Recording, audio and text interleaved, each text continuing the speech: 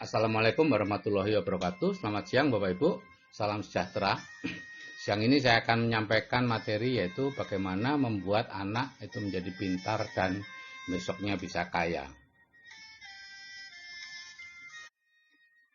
Semuanya berawal dari citra diri Bapak Ibu. Yaitu citra diri itu adalah cara kita memandang diri kita. Jadi cara si anak tadi memandang dirinya seperti apa. Kalau si anak tadi memandang dirinya itu pintar, anak akan menjadi pintar. Kalau anak itu memandang dirinya bodoh, anak akan menjadi bodoh. Jika kita memandang diri kita orang kaya, kita akan menjadi kaya. Jika kita memandang diri kita orang miskin, kita akan menjadi miskin. Ya. Orang yang memandang dirinya miskin itu biasanya ya sering sambat, sering ini mahal, itu mahal, dan sebagainya. Nah, terbentuknya citra diri itu seperti ini Bapak Ibu. Pada saat usia 0 sampai 7 tahun, ya, itu semua masuk yang dari panca indera itu diserap dan menjadi dasar pola pikir atau citra diri kita. Ya. Kemudian umur 7 tahun itu mulai ada filter. Ya. Yang menjadi filter adalah bahan-bahan yang masuk sebelumnya. Artinya segala sesuatu yang cocok dengan filter itu dimasukkan, yang tidak cocok akan dibuang. Ya. Nah, usia 13 tahun filternya sudah jadi dan sempurna pada usia 18 tahun. Sehingga sejak usia 18 tahun sebetulnya nasib anak itu sudah terbentuk berdasarkan citra dirinya. Ya. Jadi data di filter itu di-download saat kita tidur. Ya. Hanya sedikit yang bisa masuk karena yang lain yang tidak cocok dengan bawah sadar kita akan dilikuidasi. Dan karena 90% pikiran kita adalah pikiran bawah sadar, maka sebetulnya itulah yang menguasai diri kita.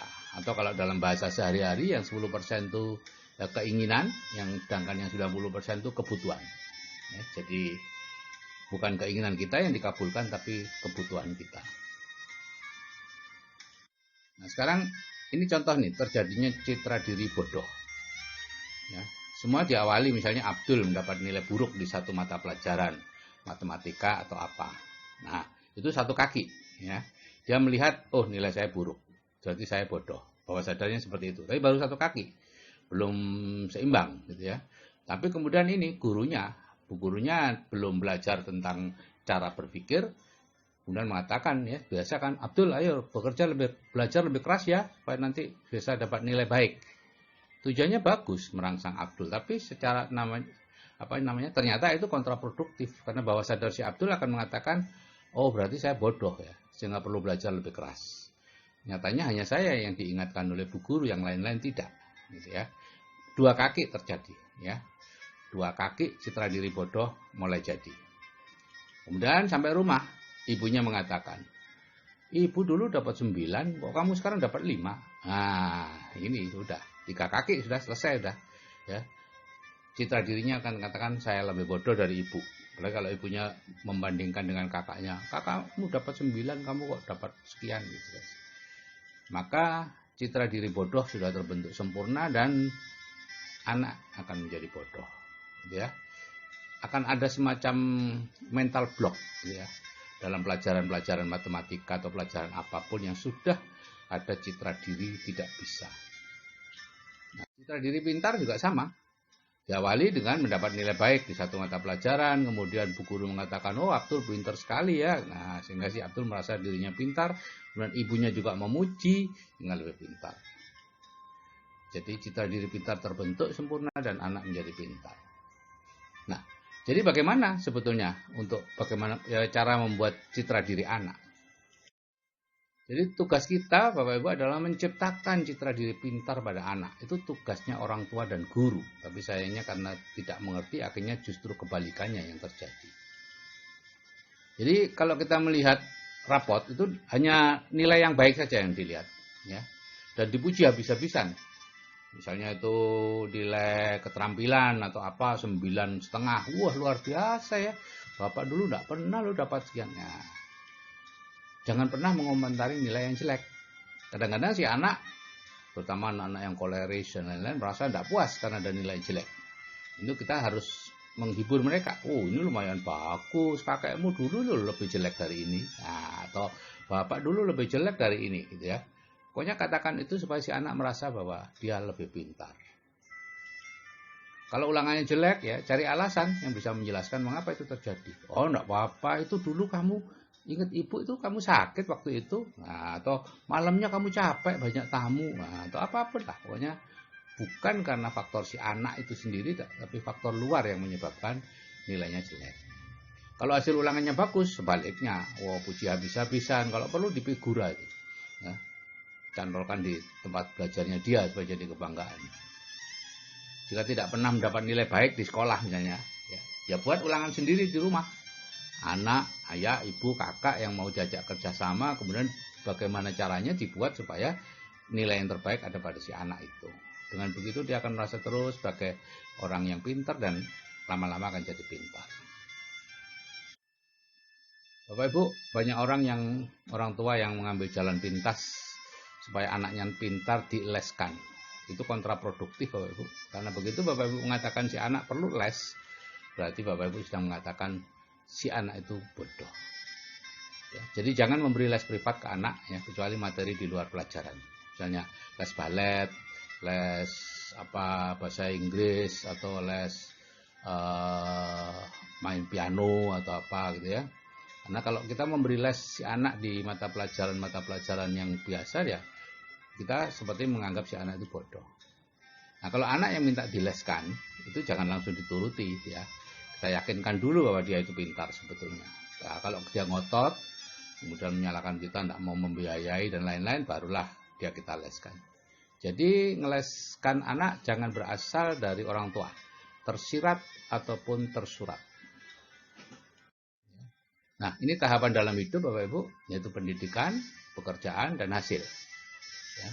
Setelah kita sekolah, kemudian kita bekerja, dan dari situ harusnya mendapat hasil. Penghasilan ya mungkin 100 juta, tabungan 2 miliar, rumah 2 hektar, mobil 3, umroh tiap tahun, bangun masjid, anak asuh, dan lain-lain. Itu hasil. Yang jadi masalah adalah ada garis di situ ya, yang tidak bisa kita tembus. Karena apa? Karena kita sejak kecil tidak pernah dibiasakan melihat hasil. Ya, kita hanya berhenti di pekerjaan. Gitu ya. Ini akibatnya apa? Ya ini, pekerja dan pendidikan itu bolak-balik di situ aja. Sekolah, kemudian jadi guru, kurang pendidikannya, sekolah lagi, kemudian jadi ini, pendidikan lagi, S2, kemudian S3, S4, S-Teller, dan seterusnya. Proses saja Bapak Ibu yang dilakukan. Hasil tidak diperhatikan. Sekarang mulailah menjadikan hasil itu sebagai tujuan hidup bagi si anak. Gitu ya. Selama ini kalau anak-anak ditanya, kalau besar jadi apa? Jawaban yang diharapkan adalah nama-nama pekerjaan. Jadi dokter, jadi insinyur, jadi polisi, jadi tentara, jadi hakim. Kalau ada yang jawab, saya ingin jadi orang kaya supaya bisa membantu banyak orang gitu misalnya ya. Dulu anak saya seperti itu waktu TK. Digiring oleh gurunya. Iya, oh bagus jadi orang kaya. Tapi untuk bisa kaya jadi apa? Oh enggak penting Bu Guru, katanya Bapak. Katanya anak saya gitu.